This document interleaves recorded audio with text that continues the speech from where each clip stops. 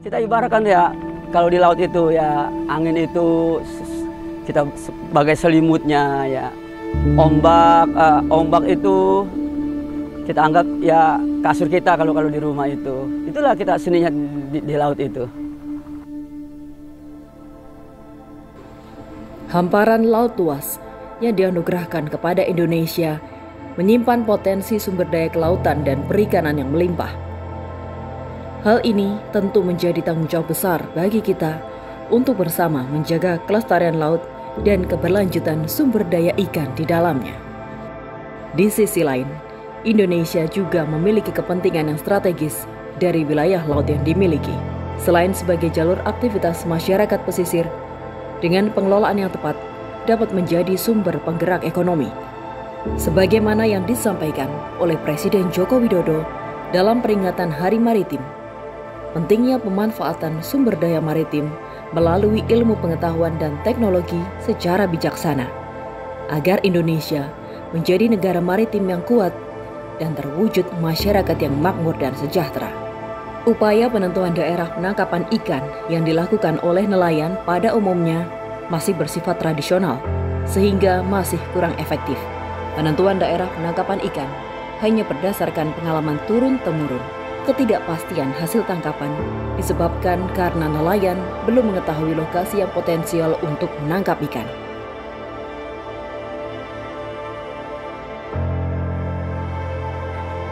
Kapal datang itu, mereka melaporkan dulu kepada menara pengawas kita, melaporkan kapan kapal tersebut datang, dan kita memberikan di mana kapal itu harus bersandar. Setelah kapal itu bersandar, kapal si pengurus atau nahkoda ataupun perwira lainnya, dia melapor ke petugas kedatangan kapal untuk didata kapal tersebut, serta meminta surat izin bongkar kepada petugas izin bongkar. Setelah surat itu diterima, baru kapal tersebut boleh melakukan bongkar di pelabuhan Nizam Jahman. Setelah itu, apabila kapal itu mau keluar lagi, mereka harus menyelesaikan semua kewajiban yang ada di pelabuhan perikanan Samudra Nizam Jahman, seperti pembayaran tambat labuh atau jasa kebersihan. Itu ada di teman-teman tata kelola dan prasarana di TKPU kita. Terkait WPP mungkin ya seperti tadi, banyak nahkoda yang tidak belum mendapatkan sosialisasi terkait WPNR itu, karena banyak nahkoda juga berasal dari kapal-kapal yang dari kapal kecil, skala kecil, pindah ke kapal besar. Dan mungkin untuk kompetensinya juga, mereka pas di laut itu ada juga yang kurang bisa membaca peta laut sama GPS di laut itu, sehingga mereka melewati batas WPNR untuk daerah penangkapan.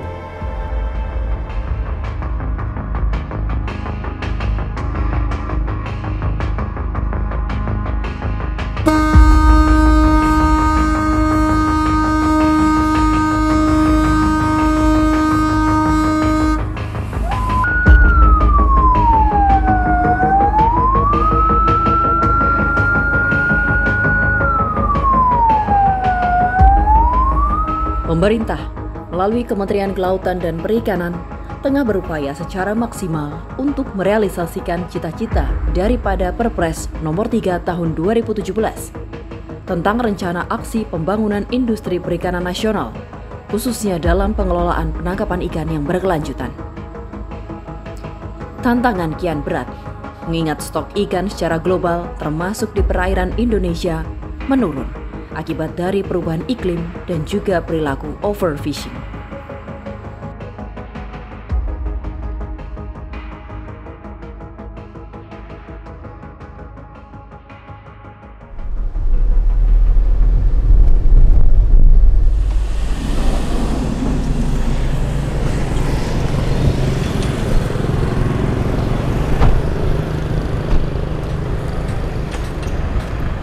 Kita ada pemeriksaan dokumen sama teknis di kapal, ya.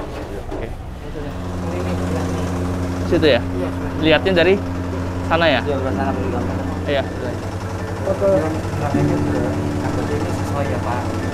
Oke. Pak, ini nomor mesin sama jenis mesin, merek mesin ya, udah sesuai dengan dokumen, oke? Ya. Kenapa ini penting? Karena nomor mesin ini jadi identitas kapal. Nomor mesin itu jadi identitas kapal. Kami di Pangkalan PSDKP Jakarta juga berupaya agar para pelaku usaha, dalam hal ini nahkoda, pemilik, pengurus kapal, mengetahui daerah penangkapan ikan yang sudah ditentukan. Caranya kami berupaya dengan adanya inovasi yang ada di Pangkalan PSDKP Jakarta tahun 2022 ini, kami berupaya bagaimana setiap kapal mau berangkat, dia mendapatkan notis, mendapatkan message broadcast, semacam pesan dari WA, aplikasi WA yang memuat isinya berupa peta penangkapan yang diizinkan dan kemudian titik-titik koordinat batas-batas wilayah dari WPP itu sendiri.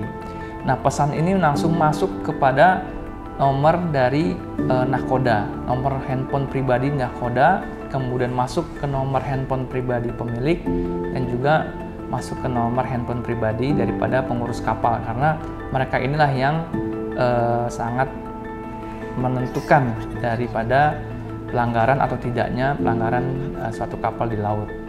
Jadi ini bertolak daripada rasa kepedulian kami kepada stakeholder.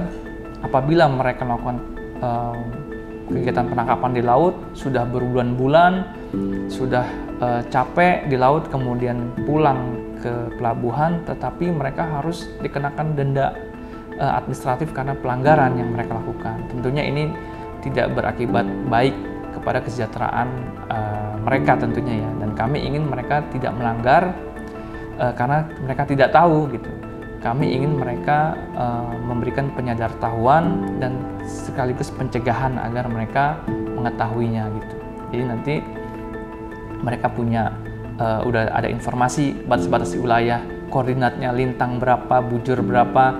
Jadi dan ditambah lagi dengan peta WPP-nya berdasarkan Permen 18 tahun 2014 gitu. Nanti tentang WPP NRI. Jadi nanti mereka akan lebih paham dari mulai berangkat, pemilik akan mengingatkan kepada nahkoda, pengurus kapal juga mengingatkan nahkoda. Jadi ada semacam awareness dari stakeholder suatu kapal sebelum kapal melakukan penangkapan di laut gitu.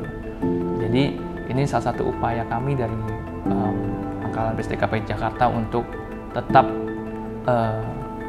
menjaga kepatuhan peraturan terkait WPP NRI tersebut.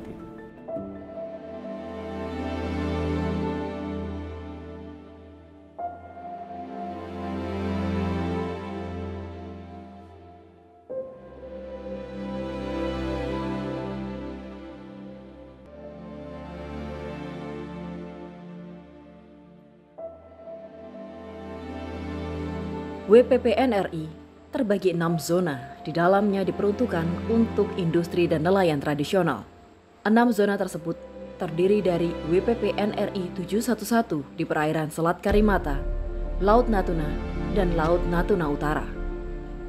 WPP NRI 716 dan 717 yang mencakup perairan Laut Sulawesi, sebelah utara Pulau Halmahera, perairan Teluk Cendrawasih, hingga Laut Lepas Samudra Pasifik. WPP NRI 715, 718, dan 714 yang terbentang dari Teluk Tomini, Laut Arafuru, Laut Timor bagian timur, hingga Laut Banda. WPP NRI 572 di perairan Samudra Hindia sebelah barat Sumatera dan Selat Sunda. Serta WPP NRI 573 di perairan Samudra Hindia sebelah selatan Jawa hingga sebelah selatan Nusa Tenggara, Laut Sawu, dan Laut Timor bagian barat, dan Laut Lepas Samudra Hindia. WPP NRI 571 di perairan Selat Malaka dan Laut Andaman, dan WPP NRI 712 yang mencakup perairan Laut Jawa, serta WPP NRI 713 di perairan Selat Makassar, Teluk Bone, Laut Flores, dan Laut Bali. Dengan diberlakukannya WPP NRI, pengelolaan penangkapan ikan akan disesuaikan daya dukungnya bagi masing-masing 11 zona tersebut.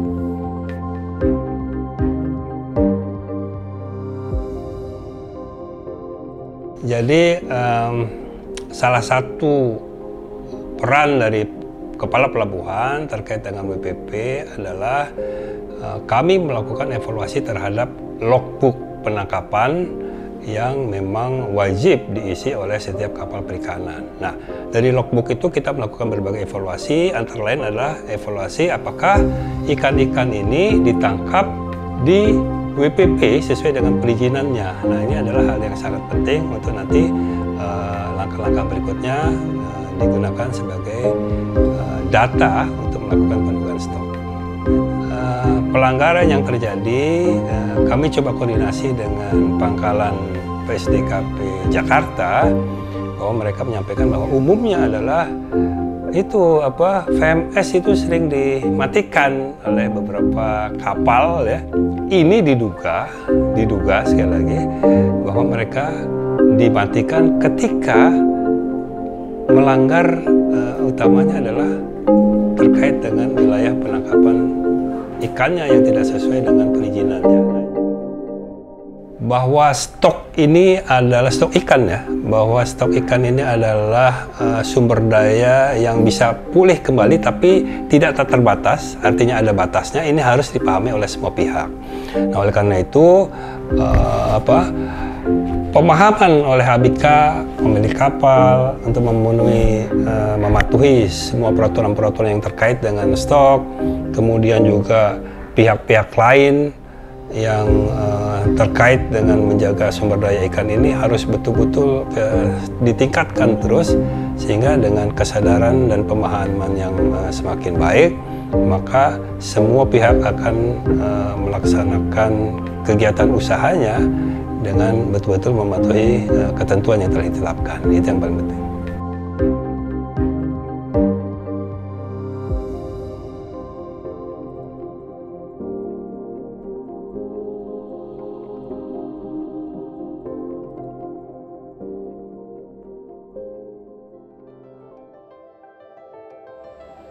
Dengan melihat perbedaan karakteristik ekosistem perikanan, kondisi sosial, ekonomi, dan budaya terkait ketersediaan dan pemanfaatan sumber daya ikan, maka penangkapan ikan akan terukur menyesuaikan perbedaan multispesies, multi-gear, multi-habitat, dan multi-stakeholder di setiap WPP NRI.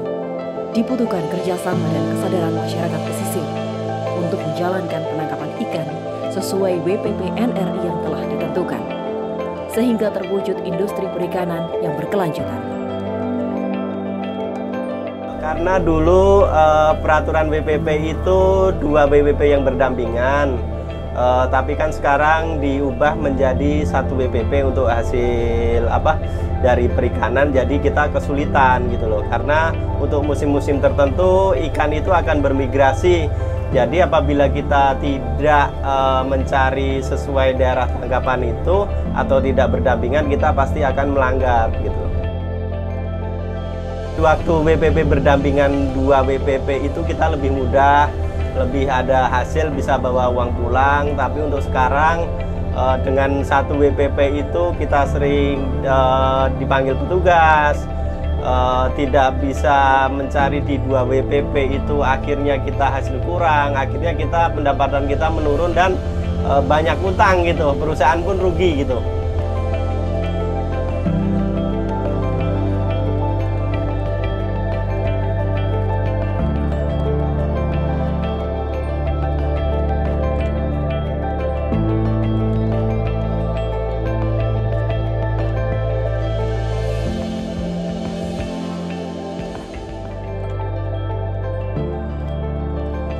Tidak terjadi lagi overfishing atau pengambilan sumber daya ikan yang berlebihan yang dapat mengakibatkan kepunahan berbagai spesies kehidupan di laut.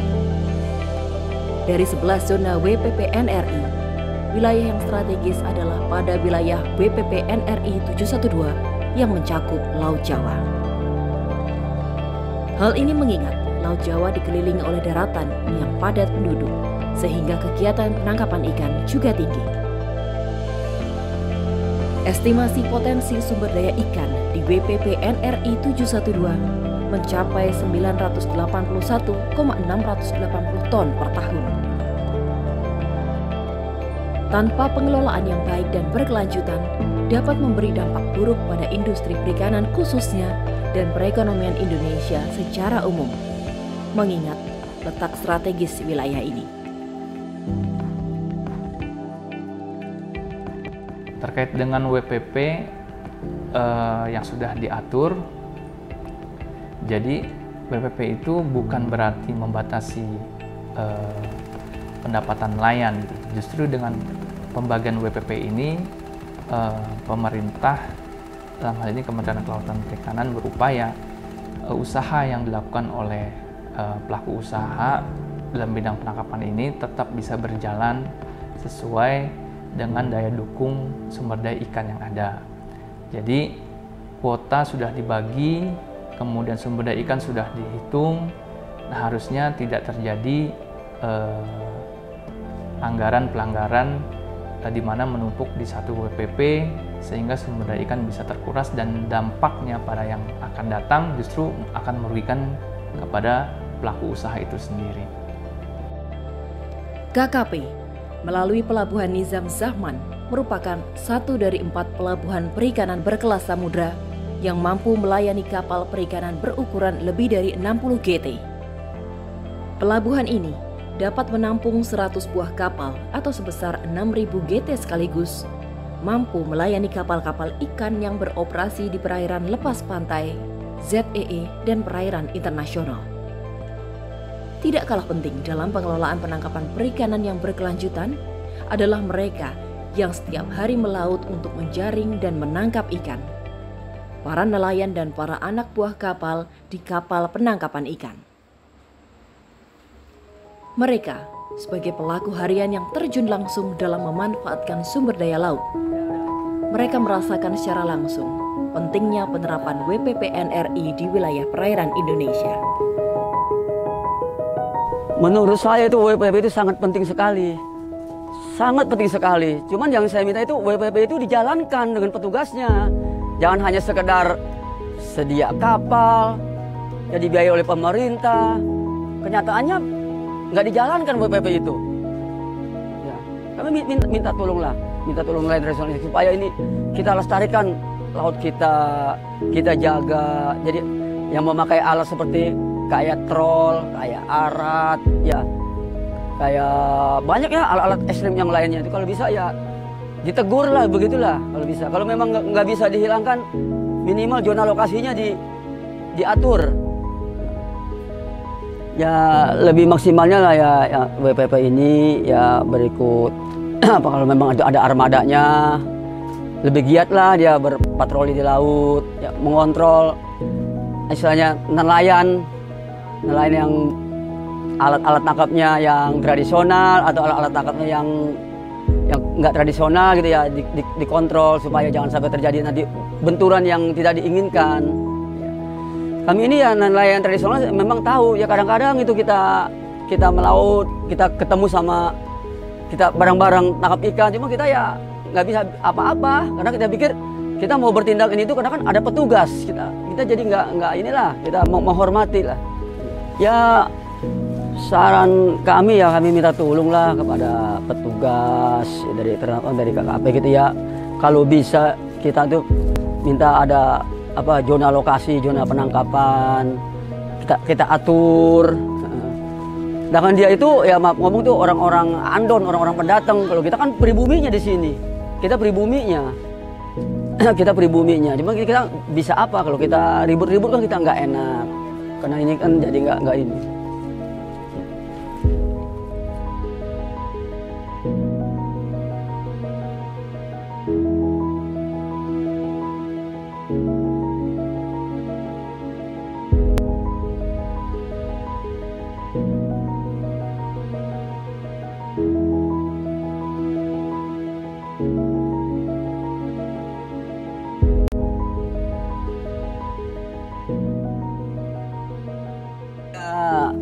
Harapan kami ya sebagai nelayan tradisional, istilahnya kalau bisa ya kami menghimbau lah ya kepada kawan-kawan kami yang menggunakan alat-alat tangkap yang tidak ramah lingkungan, kalau bisa ya dirubah lah ya. dirubah secara pelan-pelan. Kalau dirubah sekaligus tidak mungkin ya, dirubah secara pelan-pelan. Karena kalau kita menangkap dengan alat-alat tangkap yang tidak ramah lingkungan, lambat laun nih ikan ini akan punah. Ya, ikan ini tidak bisa berkembang biak. Ya. Nanti bagaimana nasibnya anak cucu kita kalau sampai yang kita cari aja nggak ada, yang kita cari, yang kita tangkap aja tidak ada. Perhatikan ya kawan-kawan nelayan yang memakai alat seperti trol, ya alat-alat arat itu ya, itu kan merusak lingkungan ya. Kalau bisa kami menghimbau lah, beralihlah kepada alat-alat yang ramah lingkungan. Edukasinya sudah bagus, cuman ya itu tadi, karena cumi itu musim ya. Kalau regulasinya seperti itu ya kita nggak bisa apa-apa lagi gitu loh. Kalau dari kami mintanya regulasi itu ya 2 WPP itu berdampingan, sama cantrang minta ditinjau kembali. Karena itu kalau menurut saya yang merusak ekosistem itu bukan karena kita WPP itu untuk mengelola sumber daya itu supaya berkelanjutan, tapi kalau menurut kami cantrang itu yang kurang ramah lingkungan lah gitu istilahnya, yang membuat fish stock turun. Nelayan dan ABK adalah aset bangsa ini dalam memenuhi kebutuhan pangan. Mereka adalah pahlawan tanpa tanda jasa dalam memenuhi kebutuhan pangan bangsa ini. Sudah semestinya kami memastikan keberlangsungan usaha mereka untuk memenuhi kebutuhan pangan perikanan di Indonesia terus berlangsung secara terus-menerus dengan cara menjaga kelestarian sumber daya ikannya. Demikian kami menganggap mereka suatu keluarga yang harus terus dibina.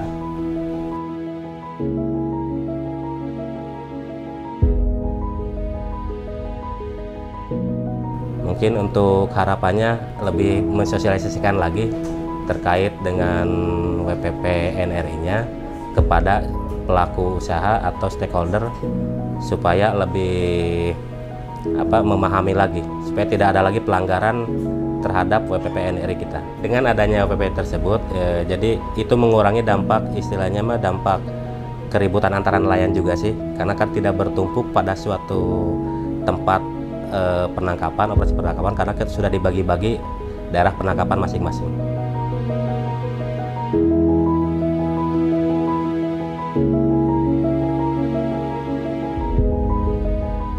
Ya harapannya bahwa semua pihak, nelayan kecil, pemilik kapal memanfaatkan sumber daya ikan maupun aparat pemerintah ya, semakin memahami betapa pentingnya menjaga kelestarian sumber daya ikan ini. Kenapa? Karena kelestarian sumber daya ikan ini secara langsung akan menjamin keberlanjutan dari usahanya mereka sendiri yang akan mensejahterakan dari semua stakeholder. Dan sarannya adalah ya tadi sosialisasi secara terus-menerus, kemudian pengaturan penangkapan ikan yang ditangkap tidak melebihi JTB-nya, kemudian meningkatkan daya dukung lingkungan sehingga stok meningkat yang pada akhirnya juga JTB-nya meningkat, dan terakhir setelah dilakukan berbagai pembinaan, maka reward dan punishment yang konsisten sesuai dengan ketentuan harus ditegakkan.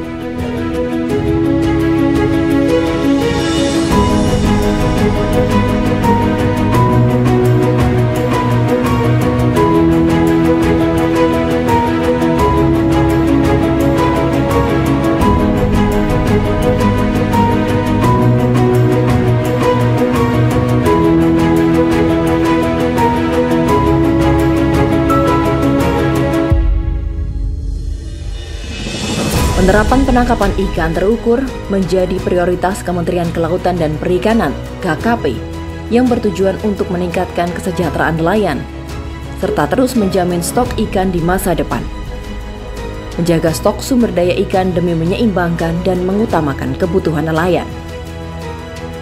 Kebijakan ini diambil untuk menghadirkan manfaat ekologi serta ekonomi sekaligus, di mana laut menjadi lebih sehat dan sumber daya hayati yang terjaga. Juga meningkatnya kesejahteraan nelayan melalui pemerataan pertumbuhan ekonomi di wilayah-wilayah pesisir.